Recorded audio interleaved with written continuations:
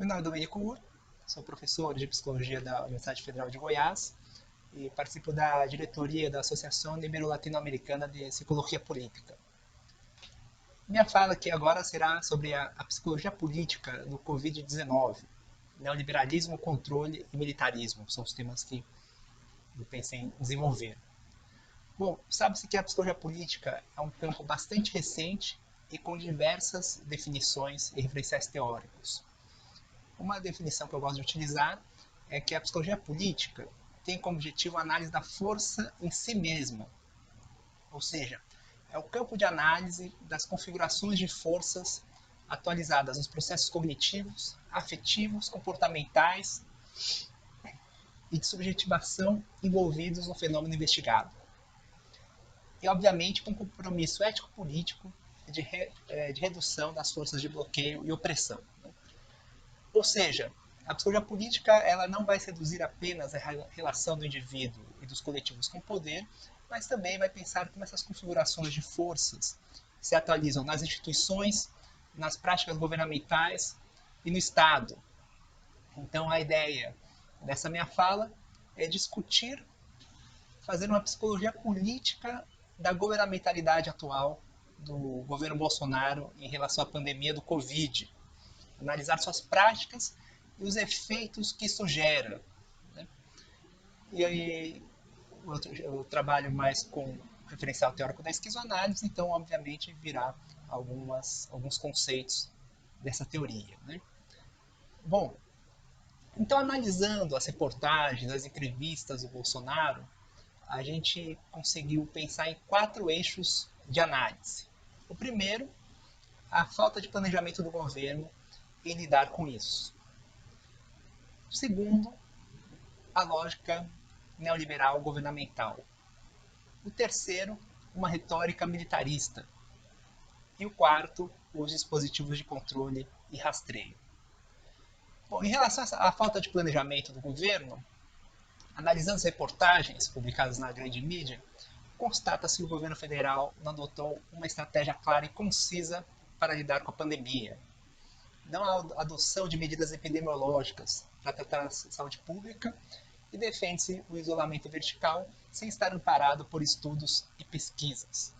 Como todos viram, boicotou-se o Ministério da Saúde, forçando a demissão dos 2 últimos ministros de saúde e não se colocou um outro com conhecimento técnico e especialista no lugar. Para piorar, defende-se o uso indiscriminado da cloroquina, enquanto todos os estudos científicos estão colocando que esse medicamento causa mais morte do que reabilitação. E nessa falta de planejamento do governo, também não se criou uma campanha de conscientização à população sobre os riscos e sobre a prevenção do Covid-19. Ou seja, não se criou uma campanha e não se utilizou profissionais do campo psicólogos, sociólogos e publicitários para trabalhar essas práticas de prevenção, conscientização e isolamento.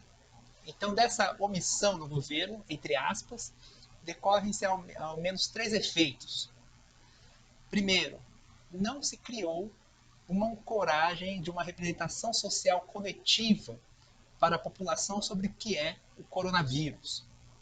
Ou seja, como não há uma representação compartilhada, não há uma imagem de pensamento comum.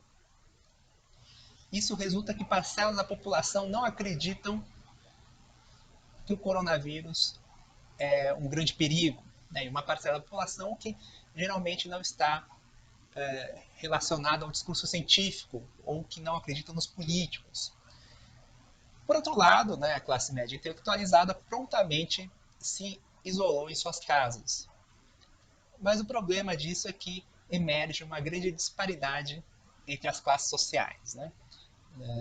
Onde as classes mais pobres acabam se tornando mais vulneráveis ao contágio, pois além de possuírem menor afinidade com o discurso científico, não possuem as economias para ficarem longos períodos sem trabalhar. Em muitos casos, são famílias extensas que moram numa mesma casa pequena, então não possuem o conforto, né, ou a tranquilidade de conseguir ficar por dias a fio ali.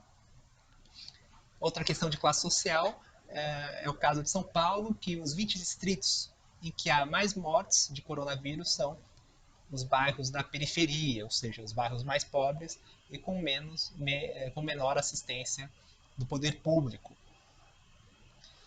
E esse problema da falta de uma representação social compartilhada da população aumenta ainda mais quando o presidente assume uma postura negacionista acerca dos efeitos da doença, denominando de gripezinha ou falando que o coronavírus já está indo embora, porque essas falas criam uma outra representação sobre o Covid-19 e que geram mais confusão à população e, consequentemente, menor adesão às práticas de prevenção. Bom, o governo também não criou práticas de assistência às pessoas em isolamento. Então, há uma série de problemas psicossociais, afetivos que surgem e que acabam sendo tratados de modo privado, né, seja por psicoterapias online, por alto uso de medicação, mas não há políticas públicas reservadas a essa população em quarentena. Obviamente, né, esse sofrimento resulta em aumento de brigas familiares, violência doméstica e etc. E o terceiro equívoco, né, é que o governo preferiu colocar a economia em primeiro lugar, deixando as vidas humanas em segundo. Então a gente vê que as práticas governamentais estão fortemente alicerçadas numa lógica neoliberal. Então todo esse discurso do governo federal que pretende diminuir a intensidade do contágio, defendendo o retorno do trabalho, tenta criar uma ficção que tudo está normal, mas tudo está normal para que o comércio continue operando para mitigar, para diminuir as perdas econômicas. Ou seja, muito tem se falado, né, das práticas necropolíticas do presidente, mas nesse caso eu considero que a necropolítica contemporânea não está relacionada, não resulta principalmente do poder do soberano, mas sim é resultante disso que a gente chama de axiomática do capital, desse funcionamento neoliberal. O que é interessante do capitalismo para o Deleuze-Guattari é que atua tanto na produção e na destruição dos fluxos de populações quaisquer. Né? Então, a destruição de grãos de café, de moedas para produzir mais valia. Mas, da mesma forma, a destruição de populações humanas como forma de produção de riqueza. Né? Então, isso é interessante que, na axiomática capital, todas as populações são geridas da mesma forma, nessa dupla construção-destruição. Então, a necropolítica atual é uma das estratégias de governo neoliberal. Atua-se nessa criação e destruição de populações para a geração de mais-valia, qualquer um. E o que é interessante é que nesse processo de destruição de populações, os corpos matáveis não são apenas os corpos considerados improdutivos, aqueles que não trabalham, os vagabundos, né, ou que o marxismo chamava de um lumpen proletariado. Hoje, todos os corpos são matáveis, inclusive o corpo são e produtivo. E a resposta do governo Bolsonaro à pandemia mostrou isso. Né? Todos os corpos devem trabalhar para manter a produção, fabricando lucro e mais-valia. E populações que poderão perecer, morrer, para otimizar os fluxos do capital. Ou seja, em tempos de coronavírus, todos somos corpos matáveis. Todos somos homo sacer, um conceito do George Agamben. Então, além dessa falta de planejamento do governo e dessa ênfase neoliberal, a gente vê também que o governo adotou uma retórica militarista no combate ao Covid-19, o nosso terceiro eixo. Né? E uma retórica militarista que foi amplamente reproduzida pela mídia como por outros políticos.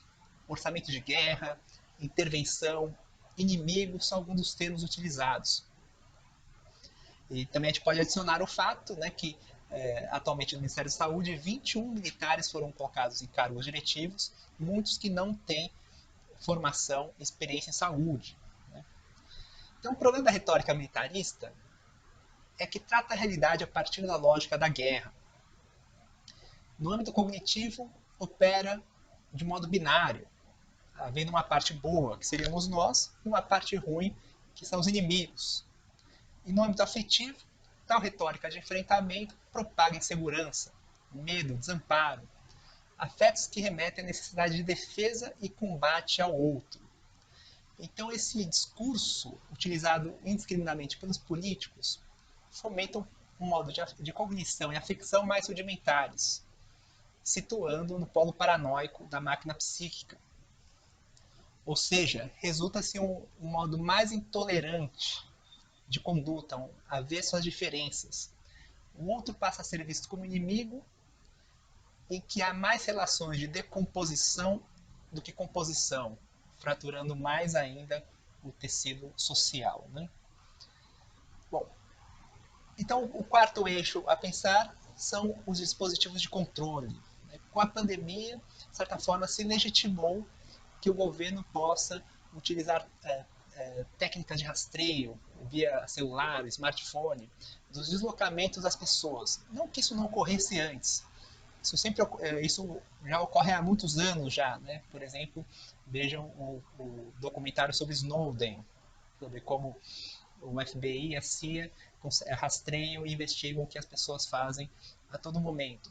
Mas o que nos chama a atenção é que, nesse caso, se tornou legitimado publicamente que tivesse acesso aos nossos deslocamentos, aos nossos dados, e a população não pareceu muito preocupada com isso. Né? Então, algo que parece prenunciar a vida pós-pandemia é que o controle e a vigilância da população será feita de forma mais intensificada do que outrora, mais intensificada e mais legitimada. Bom, então eu trouxe 4 eixos para pensarmos assim, bem gerais, né, para início de discussão sobre a psicologia política do Covid, no qual, analisando as reportagens e os posicionamentos do governo federal, 4 temas principais nos chamaram a atenção. Né? O primeiro, né, a falta de planejamento, ou então um planejamento mortífero, né? A lógica neoliberal como primazia de prática governamental, uma lógica neoliberal que promove essa necropolítica. Terceiro, uma retórica, talvez uma prática militaristas. Obviamente, um vírus não é um inimigo como um inimigo militar. E quarto, práticas de controle que estão se tornando mais legitimadas socialmente. Ou seja, as forças, as configurações de força estão tanto preocupantes, e após essa breve cartografia que eu fiz, a proposta é pensarmos, né, como que a gente pode romper essa lógica essa lógica opressiva que está sendo impressa na atualidade.